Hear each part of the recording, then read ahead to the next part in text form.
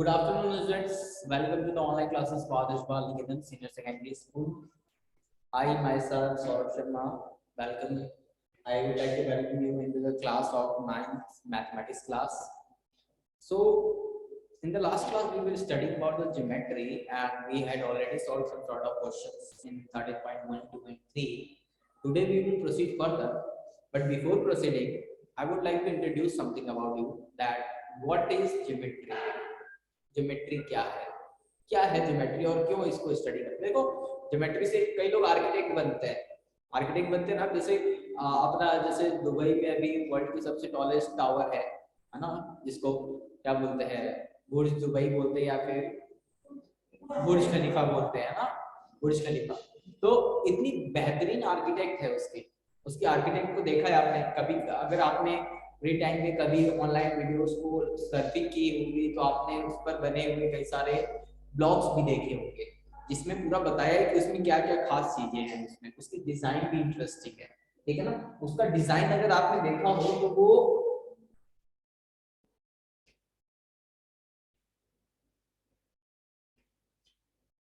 And it's like ये triangular, deep triangular shape में। क्यों ट्रायंगल ही बनाया गया? सोचने वाली बात नहीं है। गोल भी बना सकते थे, स्क्वायर रेक्टेंगल भी बना सकते थे, है ना, कोई भी शेप बना सकते थे। तो यही क्यों बनाया? सुंदर दिखे इसलिए नहीं, इसके पीछे बहुत पूरा फैक्ट है। फिर ये जो इसका शार्प पोर्शन है ना, शार्प, जब कोई भी एयर इस तरफ से आएगी, जब भी कोई भी एयर इस तरफ से आएगी, हवा, तेज हवाएं, जितनी ज्यादा टॉल बिल्डिंग होगी उस पर उतना ज्यादा हवा का इफेक्ट होगा। इस तरह से समझो, आपके पास एक छोटा सा अम्ब्रेला है, आप तेज हवाएं चल रही उस टाइम उस अम्ब्रेला को लेके निकले और वो अम्ब्रेला ऐसे फ्लावर बन गया, ठीक है ना। लेकिन आपने और बड़े साइज का अम्ब्रेला ले लिया तो क्या होगा? आप उसको कंट्रोल कर पाओगे? नहीं कर पाओगे। और बड़े साइज का लोगे तो आप उड़ जाओगे हवा के साथ। इसका मतलब क्या हुआ? जैसे जैसे सरफेस एरिया बढ़ेगा, जैसे जैसे सरफेस बढ़ता है किसी चीज का, उस पर हवा का दबाव बढ़ता जाता है। तो इतनी ऊंची बिल्डिंग है, इतना सारा सरफेस है, इसमें कितना हवा का दबाव पड़ेगा? बहुत पड़ेगा ना। तो यानी कि ऐसा कुछ होना चाहिए जो हवा से टकराए नहीं, हवा को भी डेविएट कर दे, डाइवर्ट कर दे डायरेक्शन से। तो जब हवा इधर से आती है तो ये हवा इधर से निकल जाती है इस डायरेक्शन में। समझ गए बात? ये इधर से डाइवर्ट हो जाती है इस डायरेक्शन में, समझ गए? तो इसलिए ये डिजाइन बनाया जाता है। तो ऐसा कौन करेगा? जिसको आर्किटेक्ट, मैथ्स के ज्योमेट्री स्ट्रांग हो, वही ये काम करेगा, इतना दिमाग लगा के बनाएगा। आप अपना, अगर आपने एक प्लॉट खरीद लिया, आपको घर बनाना है, सपनों का घर, आप लोग कई सारे, जैसे आजकल की लाइफ है तो हम तो सोचेंगे कि हम लोग के घर में एक प्राइवेसी एरिया होना चाहिए, उसके अलावा एक सिनेमा हॉल वाला, मतलब ऐसा एंटरटेनमेंट वाला एरिया होना चाहिए जहां पर हम लोग सिर्फ और सिर्फ अपने बड़ी स्क्रीन पर मूवीज एंजॉय कर सके, पूरी फैमिली साथ बैठ सके और खाना पीना का काम कर सके, वो एक एरिया होना चाहिए। या फिर आप चाहोगे कि गार्डन में एक ऐसा एरिया होना चाहिए जहां पर तेज ठंड भी कम लगे, गर्मी भी कम लगे, किसी भी मौसम में जाके वहां बैठ सके, ऐसा कुछ चाहिए। तो आप क्या चाहोगे? इतनी सारी सुविधाएं चाहिए तो आपको उतना ज्यादा दिमाग लगाना पड़ेगा और उतनी ज्यादा उसमें ज्योमेट्री, मैथ्स लगेगी, है ना। कैसी मैथ्स? आप अगर चाहते हो कि ऐसा एरिया जहां पर सूरज की रोशनी तो आए बट उतनी नहीं कि हमें परेशान हो जाए थोड़ी देर बैठते, तो आप ऐसा एरिया बनाओगे जिसमें से छोटे छोटे पोर्स हो और उसमें से रोशनी आ जाए, बस। या उसके आगे कलरफुल मिरर्स लगा दोगे, रेड, ब्लू, येलो, ग्रीन, तो वो जो रोशनी आएगी वो भी मतलब अलग अलग इंटेंसिटी की होगी और रोशनी कम होगी, सुंदर लगेगा देखने में। तो कहने का मतलब वो क्या रहा है यहाँ पर? यहाँ पर आप टोटल पूरा आर्किटेक्ट अपना दिमाग यूज करते हैं, ज्योमेट्री इस्तेमाल कर रहे हैं। मैथ की ज्योमेट्री आज से नहीं, हमेशा से। पहले ज्योमेट्री तो अब पढ़ा जाता है अलग से, लेकिन पहले ज्योमेट्री अलग से नहीं पढ़ी जाती थी। जब इजिप्ट की सभ्यता के बारे में सुना है ना, और बेबीलोनिया है, उसके बारे में भी सुना है? नहीं। ग्रीक्स के बारे में, ग्रीक, ये सुना है। तो इजिप्ट वाले क्या करते थे जानते हो? इजिप्ट वाले अपने टाइम में, ये कह लो कि इजिप्ट वाले लोग ऐसे थे जो अपने टाइम में मैथ्स में सबसे तेज थे। कैसे? वो लोग, जैसे शहर में पानी आ रहा है, हमें पता है कि इतना पानी है, तो उस पानी को हमें अपने शहर के इस पोर्शन में लेके जाना है, तो क्या करना है? बाल्टी भर के लेके जाओ या किसी से लेके जाओ? नहीं, नहर ही बना दो। मिट्टी का कटाव इस तरह से कर दो कि पानी वहां तक चला जाए।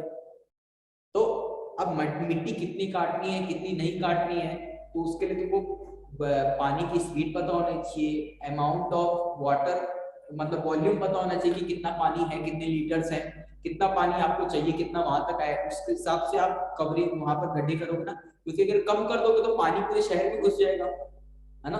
तो ये सारा काम वो लोग कैलकुलेशन करना जानते थे उस टाइम। और इजिप्ट की सभ्यता कितनी पुरानी है, लगभग 3-4 हजार साल पुरानी होगी। अब 3-4 हजार साल पहले लोग इतना इंटरेस्टेड, क्या आज आप लोग की इतना दिमाग है कि आप लोग ये काम कर सको? नहीं। इससे क्या समझ में आया कि 3-4 हजार साल पहले लोग जो थे, है ना, वो लोग ये काम जानते थे, हम लोग नहीं जानते।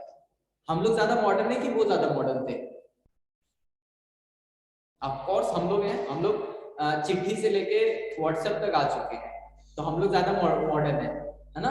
तो यानी कि हो क्या रहा है, इसका मतलब ये है कि हम लोग अपने ऊपर, हम लोग की नॉलेज अभी भी बहुत कम है ना। एटलीस्ट आपकी तो बहुत ज्यादा है, आप लोग को और ज्यादा काम करना है ताकि बेसिक बेसिक चीज आपको पता हो सरफेस एरिया वॉल्यूम के बारे में, ठीक है ना। जैसे आपको पता है कि ऊपर वाली टैंक में इतना वाटर है, तो आपको अगर पूछ ले कि यहाँ पर कितना बड़ा ग्राउंड में अंडरग्राउंड टैंक बनाना चाहता हूँ, तो उसको कितना बड़ा करूँ कि ये हो हमारा कवर हो जाए, इतना पानी आ जाए, तो आप तुरंत कैलकुलेट करके बता सको। ये सब बेसिक काम।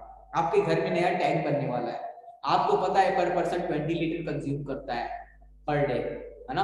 और अगर घर में 7 लोग हैं तो 140 लीटर्स का कंजम्पशन हर डे होता है। एटलीस्ट उस पर 20 लीटर एक्स्ट्रा लोगे तो 160 लीटर्स, यानी कि आपको घर में 160 लीटर्स पानी हर दिन चाहिए। यानी कि जो आपका टैंक है वो 160 लीटर्स का होना चाहिए एक दिन के लिए।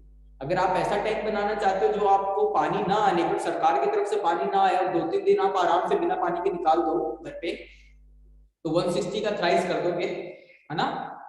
32 एंड 6, 32 एंड 48, 480 लीटर्स, 480 लीटर्स का आपको टैंक चाहिए, ठीक है ना। तो ये बेसिक कैलकुलेशन है जो आपको आनी चाहिए। और फिर आप अपने फर्श के ग्राउंड के अंदर बनाना चाहते हो या ग्राउंड के ऊपर बनाना चाहते हो टैंक, क्यूब के शेप में बनाना चाहते हो कि क्यूबॉइड के शेप में बनाना चाहते हो, या सिलेंड्रिकल शेप में टैंक बनाना चाहते हो, ये आपकी चॉइस है। तो ये सारी बेसिक कैलकुलेशन आपको आनी चाहिए ताकि आपके घर में भी अगर कभी कोई काम हो तो आप क्रॉस चेक कर सको, ठीक है। तो जो इजिप्ट वाले लोग थे ना, वो लोग कैलकुलेशन का तो काम, ये सारा काम करते थे ज्योमेट्री से, लेकिन उन्होंने कोई किताब नहीं लिखी स्पेसिफिकली ज्योमेट्री का हेडिंग दे दिया, और लेकिन उन्होंने अलजेब्रा पे किया काम। तो फिर आया कहां से? ऐसा करते करते कई सारे लोगों ने इस पर काम किया, जैसे कि ज्योमेट्री, श्री यंत्र देखा है किसी ने? हम लोग पूजा करते तो श्री यंत्र सुना है ना, है ना। उसमें ट्रायंगल्स बने होते हैं, वो 9 ट्रायंगल्स बने होते हैं। कभी किसी ने सोचा कि ज्योमेट्री का क्या लेना देना है हमारे श्री यंत्र, ये इन सब से ज्योमेट्री की क्या जरूरत पड़ी भगवान को? भगवान के इस प्रेयर में हमें ज्योमेट्री की क्या जरूरत पड़ी? एक्चुअल में कहीं ना कहीं मैथ का तो रोल है इसमें। क्यों श्री यंत्र में 9 ट्रायंगल ही बनते हैं? क्यों वो ट्रायंगल एक दूसरे को इंटरसेक्ट करते हुए ही बनाए जा सकते हैं, 9 ट्रायंगल अलग अलग क्यों नहीं बना देते श्री यंत्र के? सोचा है कभी? यही है ज्योमेट्री। हमेशा जो मन में आता है ना क्वेश्चन, जो भी आप देख रहे हो और सुन रहे हो, उसको कानों और दिमाग से सुन के प्रश्न करने की इच्छा करना ही लर्निंग है मैथमेटिक्स और साइंस। साइंस का मतलब क्या होता है? टू नो, जानना। कब आप किसी चीज को कब जानोगे? जब आपको उसके अंदर क्या आएगी? इच्छा, ठीक है ना। तो हमेशा जब किसी चीज को जानना हो तो पहले उसके लिए हमारे मन में इच्छा होनी जरूरी है। आपको लगता है कि मैं इस चीज में बहुत कोशिश कर रहा हूँ लेकिन मुझे नहीं आ रही, इसका मतलब ये नहीं कि आप उस पर कोशिश कर रहे हो वो गलत है। इसका मतलब ये नहीं कि आप उसकी इच्छा नहीं है। आप किसी चीज के पीछे मेहनत करो और फिर आपको उसमें आउटपुट ना मिले और आप उसको ये बात खुलेआम बोल पा रहे हो, यानी कि आपको उसमें इच्छा नहीं है।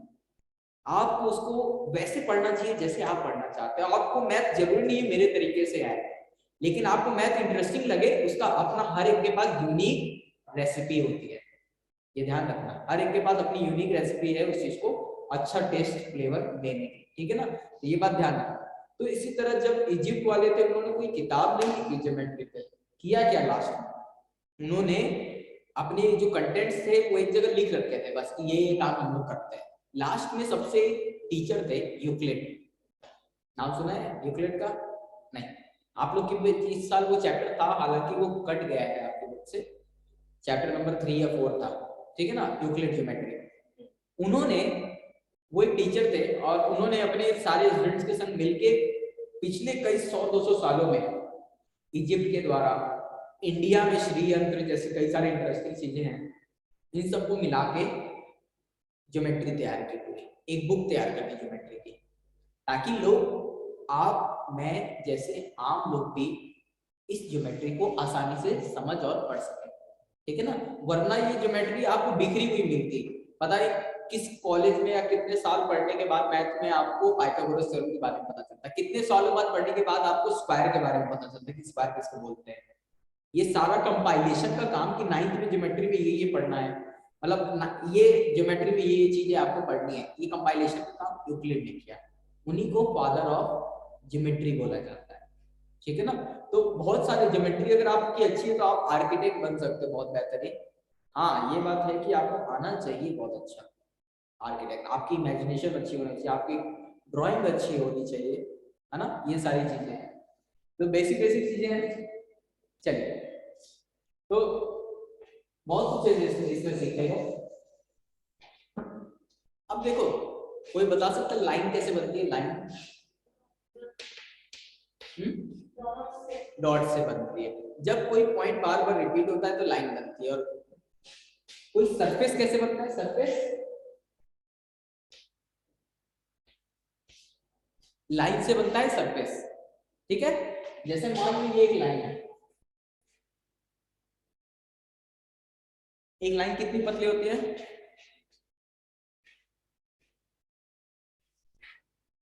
सोचिए जरा, सोच के बताइए आपका दिमाग क्या कहता है, क्योंकि मेरे को पता है आपको कितना आता है, तो आप सही बोलो या गलत बोलो, दोनों आंसर एक्सेप्टेबल है, बट आपको आंसर देना आपकी, लेकिन आप आंसर दोगे वो इस बात पर डिपेंड करेगा कि आप अपने दिमाग पर जोर दे रहे हो कि नहीं, आप अपने दिमाग पर इस्तेमाल कर रहे हो, तभी आप आंसर दे पाओगे, ये बात ध्यान रखना, ठीक है ना।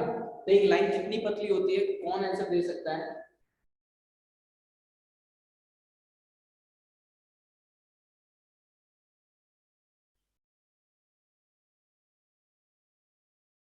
अच्छा ये बताइए, आज तक किसी ने हकीकत में, ये तो बोर्ड पे बनाया मैंने, बोर्ड वाली बात हटा दो, हकीकत में किसी ने कोई लाइन देखी आज तक? नहीं देखी? तो लाइन होती भी है या नहीं होती है? पॉइंट से बनती है ना लाइन, तो पॉइंट को देखा जाता है, लेकिन पॉइंट दिखता है कि नहीं दिखता है? पॉइंट दिख जाएगा तो लाइन बना लेंगे उससे, नहीं। अब पॉइंट पे आता है, तो पॉइंट देखा है किसी ने आज तक? कोई बोर्ड पे तो बनाता ही नहीं है, मान लीजिए एक पॉइंट है, मान लो बोलता हूं मैं वर्ड बार बार, क्या ये पॉइंट कितना बड़ा होता है? एक पेंसिल दिया जाए जो बहुत ज्यादा इस्तेमाल की जा चुकी है, तो उसकी नोक मोटी होगी या पतली होगी? मोटी होगी, तो उससे पॉइंट लगाओगे तो कुछ ऐसा लगेगा पॉइंट। लेकिन मान लो आपने पेंसिल को थोड़ा सा शार्प कर दिया, फिर पॉइंट लगाओगे तो इससे महीन पॉइंट आएगा या ऐसे ही आएगा? इससे शार्प पॉइंट आएगा। जितना ज्यादा पेंसिल को शार्प करोगे उतना शार्प आएगा। एक ऐसा समय आएगा कि पेंसिल शार्प होनी बंद हो जाएगी, क्योंकि जो उसमें जो ग्रेफाइट लगा हुआ है ब्रेक होने लग जाएगा शार्प करने पर, यानी कि उससे ज्यादा वो शार्प नहीं हो सकता, तो वो सबसे महीन पॉइंट है उस पेंसिल के लिए। वो पेंसिल हम लोग के लिए जितनी बड़ी है, क्या वो चींटी के लिए भी उतनी बड़ी होगी? उसके लिए तो बहुत बड़ी है, तो चींटी के लिए पेंसिल कितनी बड़ी होगी, सोच सकते हो? इमेजिन करने की कोशिश करो, हम लोग के लिए पेंसिल इतनी बड़ी, तो चींटी के लिए कितनी बड़ी होगी? समझ गए? अब वो चींटी उस पेंसिल को शार्प करेगी, फिर पॉइंट लगाएगी, तो पॉइंट कितना छोटा हो गया? बहुत छोटा हो गया। और चींटी से भी छोटा कुछ जानते हो?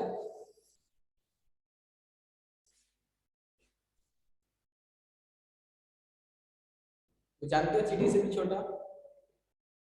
सर हम लोग इतनी छोटी सोच नहीं है, हम लोग इतना चीप नहीं सोचते।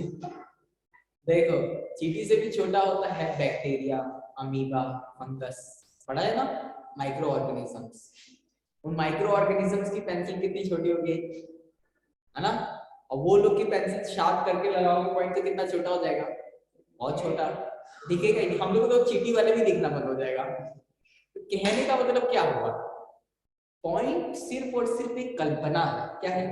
कल्पना है ना, जो कि स्पेसशिप में चली गई। कल्पना चावला नहीं, कल्पना है जो हम लोग की थॉट है, इमेजिनेशन। पॉइंट को मानना जरूर। पॉइंट क्या है? पोजीशन है, अवस्था, situation. Point is a situation. जैसे कि मैं बोलूं यहाँ पर एक मेरे हाथ में एक स्टार है, तो इस स्टार का जो लोकेशन है वो एक पॉइंट है। उस पॉइंट का जो लोकेशन होगा वही इस स्टार का होगा। यानी कि पॉइंट क्या है? एक कल्पना है। हम पॉइंट एक कोई डॉट नहीं होता, लेकिन एक ऐसा एक जगह होती है कोई, ठीक है ना। जैसे ये सीट है, ये भी एक पॉइंट है, ठीक है ना, ये भी एक पॉइंट है। क्यों? यहाँ पर हम कुछ भी ला सकते हैं, तो ये जगह है कि नहीं कोई?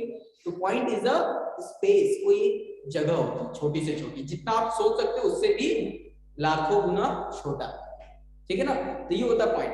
अब वो जगह कई बार रिपीट होती है तो एक लाइन बन जाती है, तो इसीलिए लाइन भी कितनी पतली होती है? सोच सकते हैं उससे भी छोटा।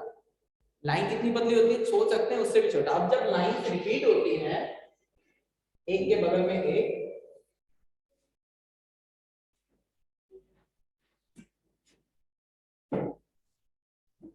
तो क्या बनता है?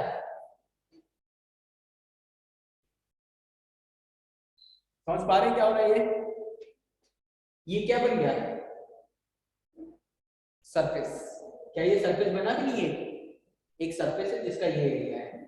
नहीं, यही होता है, किसी पॉइंट से बनती है लाइन, लाइन से बनता है सरफेस, और सरफेस से बनता है वॉल्यूम। नहीं समझे बात?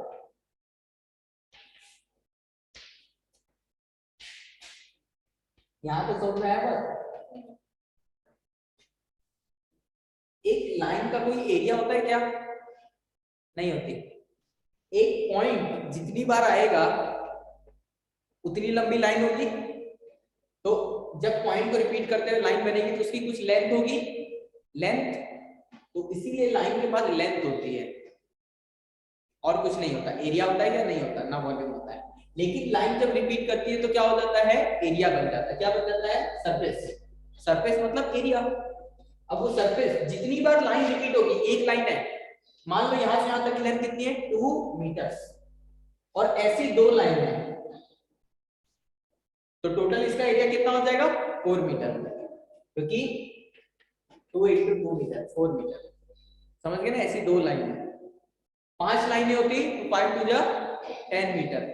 लेकिन जो लेंथ होगी, जो इसका थिकनेस होगा, उसी से लाइन रिपीट होगी ना, तो थिकनेस का भी कोई मेजरमेंट होगा तो उसको भी मीटर में लिख देते हैं, ठीक है ना। तो metre into metre, metre square, इसीलिए एरिया को में मीटर स्क्वायर आता है, ठीक है ना।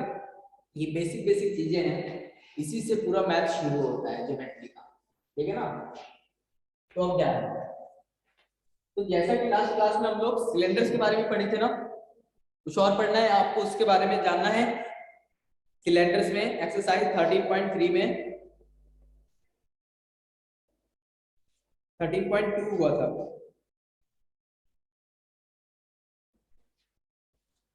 नहीं तो फिर मैं राइट सर्कुलर कोन शुरू करता हूं।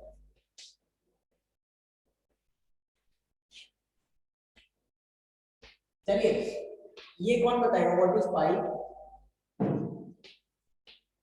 मैंने पहले भी पूछा ये क्वेश्चन। इस्तेमाल कितने लोग किए हैं इसको आज तक, पाई को? किसी ने इस्तेमाल नहीं किया? किया है तो हाथ उठाओ। जितना, एक बात सुनो, जितना आप लोग इंडिपेंडेंट हो, आजाद हो अपनी बातों को कहने या सुनने के लिए, या कैजुअली आप लोग कई सारी ऐसी चीज पूछते हो, ठीक है, तो यहाँ पर भी वही वैसा ही रोल निभाओ अपना। वरना दोहरी जिंदगी जीने का कोई मतलब नहीं है कि क्लास के बाहर आप लोग कुछ और बिहेवियर रहता है, यहाँ कुछ और है, ठीक है ना। जैसे हो वैसे रहो, ठीक है ना। एक ही पल पे दो दो रूप में मत नजर आओ, समझ गए ना। आपके बाहर, अभी क्लास के बाहर जो था और अभी क्लास में जो, दोनों मैच करना चाहिए, ठीक है ना। दो पर्सनैलिटी वाली जिंदगी अपरिचित जीता है ना, जिसका कोई पता नहीं है, जिसको कोई जानकारी नहीं है। What is pi? कोई बता सकता है क्या है पाई, या किसी ने जानने की कोशिश की? नहीं जानते हो? इस दुनिया में हर वो चीज एक बार हर वो चीज जो गोल है ना, वो परफेक्ट गोल नहीं है, पता है, बताया था ना। जैसे कि जो सर्किल है, जैसे कि सन है, मून है, दोनों मान लो परफेक्ट गोल नजर आ रहे हैं, ठीक है ना। ये रहा सन और ये रहा, बहुत छोटा सा है वो सन के कंपेयर में, हालांकि ये दोनों चीजें गोल है, ठीक है। इनका कोई रेडियस भी होगा, इसका भी कुछ रेडियस होगा, इसका भी कुछ रेडियस होगा। जो सर्किल का पैरामीटर होता है वो क्या होता है, उसको क्या बोलते हैं सर्किल के पैरामीटर का? कोई नाम है क्या सर्किल के पैरामीटर का अलग से?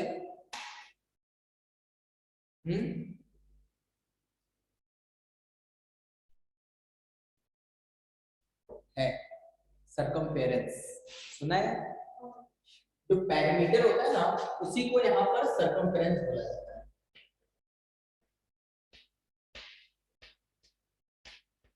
क्यों भाई, पैरामीटर बचा नहीं पा रहा था क्या इस बात को, या पैरामीटर इनफ नहीं था क्या? पैरामीटर का मतलब क्या होता है, बताया था मैंने आज ही, सम ऑफ ऑल साइड्स। इसमें कितनी साइड्स है? एक भी नहीं है, इसीलिए इसका नाम पैरामीटर नहीं रखा गया, इसका नाम क्या रख दिया गया, कुछ अलग सा नाम, ठीक है ना, समझ गए बात। हालांकि इसको भी पैरामीटर बोल सकते हैं, what is the parameter of a circle. तो आपको किसके बारे में बात कर रहा है, सरकमफेरेंस के बारे में ही बात कर रहा है, तो ऐसे घबराने की बात नहीं है। सरकमफेरेंस का मतलब ही पैरामीटर होता है, ठीक है ना, दोनों एक ही चीज है। बट पैरामीटर का मतलब हम लोग ने अगर ये बात सेट कर दी कि सम ऑफ ऑल साइड, तो सरकमफेरेंस जब सर्किल का पैरामीटर निकालेंगे तो उसमें भी सारी साइड का सम करना है, लेकिन इसमें सारी साइड नजर कहाँ आ रही है, इसमें साइड्स तो है नहीं, इसमें तो एक लूप है, पूरा एक कर्व है, ठीक है ना, और एक कर्व में कितनी साइड्स होती है, इनफाइनाइट मिनी, ठीक है, छोटी छोटी इनफाइनाइट मिनी साइड्स हैं इसमें, तो इसीलिए यहाँ पर सरकमफेरेंस वर्ड यूज किया जाता है। अब पाई क्या होता है, पाई जो है हमेशा किसी भी सर्किल के सरकमफेरेंस को, है ना, सरकमफेरेंस को उसके डायमीटर से डिवाइड करता है, तो जो आंसर आएगा वही है पाई। यानी कि इस सर्किल का सरकमफेरेंस निकाल दें, टोटल कितना घेरा है, घेरे का लेंथ निकाल दें और इसके डायमीटर निकाल दें, इसके सरकमफेरेंस को डायमीटर से डिवाइड कर दें। अब एक बात बताओ, पाई की वैल्यू फिक्स होती है या चेंज होती है? फिक्स होती है। तो एक बात बताओ, जब इस सर्किल के सरकमफेरेंस को निकालेंगे और इसके डायमीटर से डिवाइड करेंगे, और इस सर्किल के सरकमफेरेंस को निकालेंगे और डायमीटर से डिवाइड करेंगे, आंसर सेम आना चाहिए कि अलग? इस सर्किल के सरकमफेरेंस को डायमीटर से डिवाइड करेंगे तो आंसर क्या आएगा, क्या आएगा? पाई। नहीं समझे बात, क्यों क्यों आएगा पाई? नहीं समझ पा रहे बात, कनेक्ट नहीं हो पाओ तो बोल देना, मैं चीजों को और इजी करूंगा, ठीक है ना, क्योंकि आप जहां हो ठीक है, मेरे को आप तक आना है ना, मैं जबरदस्ती आपको बोलूंगा समझ नहीं आ रहा है, गधे हो क्या, ये है वो है, कोई मतलब नहीं है, ठीक है ना।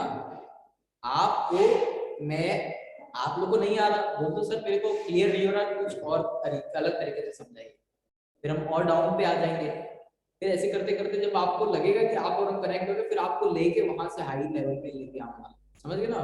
ध्यान रखिए, सरकमफेरेंस का मतलब क्या है, लाइन, ये जो घेरा है, कभी भी जो पाई होता है वो सरकमफेरेंस, हर एक सर्किल के सरकमफेरेंस को नापो और उसके डायमीटर से डिवाइड कर दो, तो जो आंसर आएगा वो पाई ही होगा, गारंटेड है, ठीक है। जैसे कि ये बॉटल है, इसकी कैप है ना, ये सर्किल है, तो इस सर्किल का कितना घेरा है कैसे नापोगे, एक धागा ले लो, इसके अराउंड लपेटो, जैसे ही एक राउंड कंप्लीट हो धागे को निकालो, सीधा धागा आ जाएगा, उसको स्केल पे नाप लो कि कितना आया, 5 सेंटीमीटर 6 सेंटीमीटर आ गया। अब अगर आपके पास सर्किल का सरकमफेरेंस है तो आप डायमीटर नहीं पता कर सकते उसका, कर सकते हो, डायमीटर पता कर लो, उस सर्किल का जो सरकमफेरेंस आपने निकाला उसको और जो डायमीटर निकाला उसको, दोनों को डिवाइड करो, देखो आंसर पाई आ रहा है क्या, आएगा पाई, ठीक है। हमेशा सरकमफेरेंस को डायमीटर से डिवाइड करने पर क्या आता है, पाई ही आता है। क्यों? क्योंकि सर्कमफ्रेंस का फॉर्मूला क्या होता है? 2 पाई आर और डायमीटर का 2 आर। तो आर से आर कैंसिल, 2 से 2 कैंसिल, तो आंसर क्या आएगा? पाई आएगा। ये भी एक सर्किल है, ये भी एक सर्किल है, और ये बॉटल पर भी एक सर्किल है। एक बात बताओ, तीनों सर्किल अलग अलग है, एक ही है? अलग अलग है। आंसर सब में सेम क्यों आया?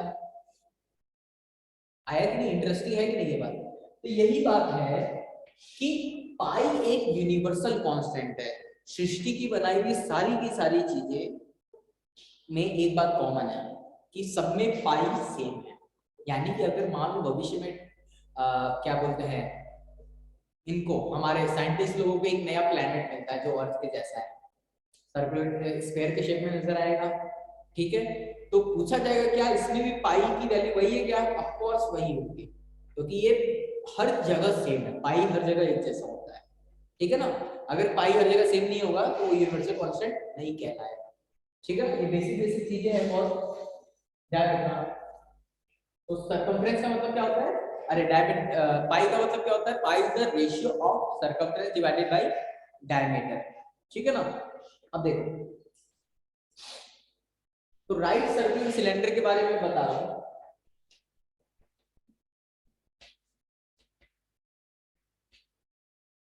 कोन के बारे में कौन बताएगा? यहाँ पर राइट सर्कुलर क्यों, कोन को समझते हो सब लोग क्या होता है? यहाँ राइट सर्कुलर क्यों लिखा गया है? राइट सर्कुलर क्यों लिखा गया है? आपको याद होगा, ये मैंने बताया था, राइट सर्कुलर सिलेंडर बताया था।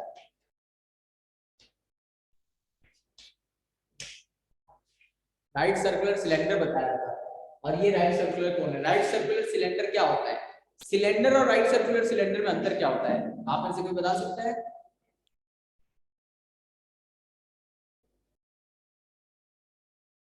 नहीं।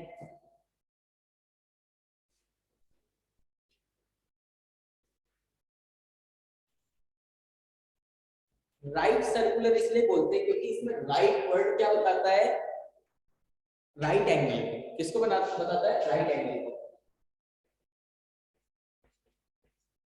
लास्ट क्लास में भी मैंने बताया था कि जो सिलेंडर होता है वो, ये हो गया सर्कुलर,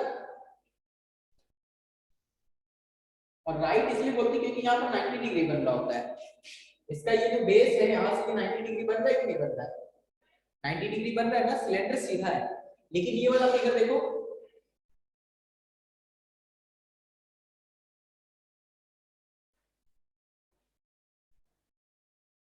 ये फिगर दिख रहा है, ये फिगर दिख रहा होगा। क्या ये सिलेंडर राइट है क्या? नहीं, क्योंकि देखो इसका बेस ये है और एंगल देखो 120 डिग्री के अराउंड बन रहा है। समझ गए बात? तो ये राइट, ये राइट टाइप का क्यूबॉइड है ना, एंगुलर क्यूबॉइड नहीं है, राइट एंगल क्यूबॉइड। अब इसका बेस कैसा है? स्क्वायर है क्या? तो इसको बोलेंगे राइट स्क्वायर, और जो फिगर बनता है उसको क्या बोलते हैं? सिलेंडर बोलते हैं। राइट स्क्वायर सिलेंडर है। क्या है ये? Right square cylinder. इसी तरह इस फिगर को बोलेंगे राइट सर्कुलर सिलेंडर। इसको बोलेंगे, इसको राइट सर्कुलर सिलेंडर नहीं बोलेंगे, इसको सर्कुलर सिलेंडर बोलते हैं सिंपली, ठीक है। तो राइट का मतलब होता है राइट एंगल बनना, राइट एंगल। अब जैसे ये वाला फिगर देख रहे हैं, उस दिन बनाया भी था ये वाला फिगर भी, पेंसिल जो होती है हम लोग की, आप लोगों को याद है, ठीक है ना, वो जो पेंसिल होती है, ये पेंसिल है, पेंसिल की शेप में है। तो अब बताओ इसका जो बेस है वो किस शेप का है? हेक्सागोन। तो इसको बोलेंगे राइट हेक्सागोनल सिलेंडर। सिलेंडर है ये, लेकिन अगर ये कोन होता तो कैसा दिखता? कोन होता तो ऐसा दिखता।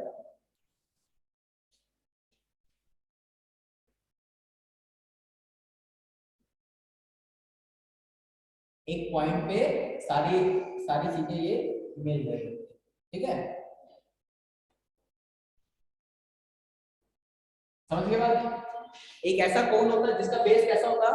हेक्सागोनल शेप का।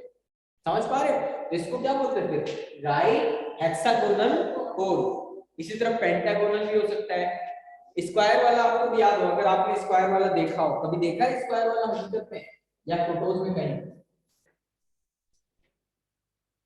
गीजा की पिरामिड देखी है, इजिप्ट की पिरामिड देखी है ना? वो क्या होती है? स्क्वायर, राइट, स्क्वायर, स्क्वायर, कोन। तो वो ऐसे कुछ नजर आते हैं अगर आपको याद है, ठीक है ना? मैं उसकी सारी साइड्स नहीं बना रहा हूं।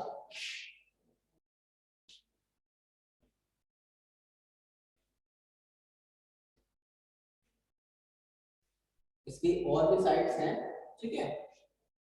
3D फिगर है तो आपको ये लग सकता है, ये देखिए ये पिरामिड नहीं है, पिरामिड है ना? ये बेस कैसा है? स्क्वायर है। हालांकि आपको यहाँ पर बोलोगे सर ये तो रोम्बस या पैरेललोग्राम लग रहा है। रोम्बस पैरेललोग्राम पता है ना सबको क्या होता है? पता है ना? तो ऐसा किसको नहीं पता?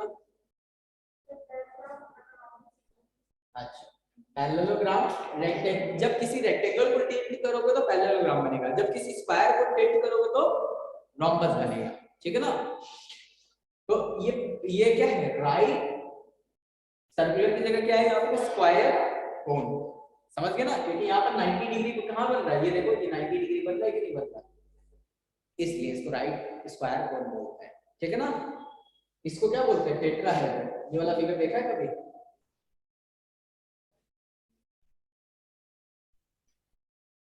जिसके 4 फेस होते हैं, चारों के चारों ट्रायंगल होते हैं। नहीं सुना? इसको टेट्राहेड्रन बोलते हैं, ठीक है ना? चलो, बेसिक बेसिक चीज बहुत सारी आप लोगों की कमजोर है, इसलिए आपको मैथ में अभी प्रॉब्लम हो रही है। आप लोग का बेस बहुत थोड़ा सा, जो पिछला चीजें हैं वो कमजोर है, ठीक है ना? इसका मतलब ये नहीं कि आपका मैथ कमजोर है, ठीक है ना? तो बेसिक ध्यान दीजिए, जब भी आपका अलजेब्रा में डाउट हो तो अर्लियर क्लासेस की अर्लियर क्लास की 9 और चैप्टर नंबर 14 लगा सकते हैं अलजेब्रा में प्रॉब्लम हो तो, ठीक है ना?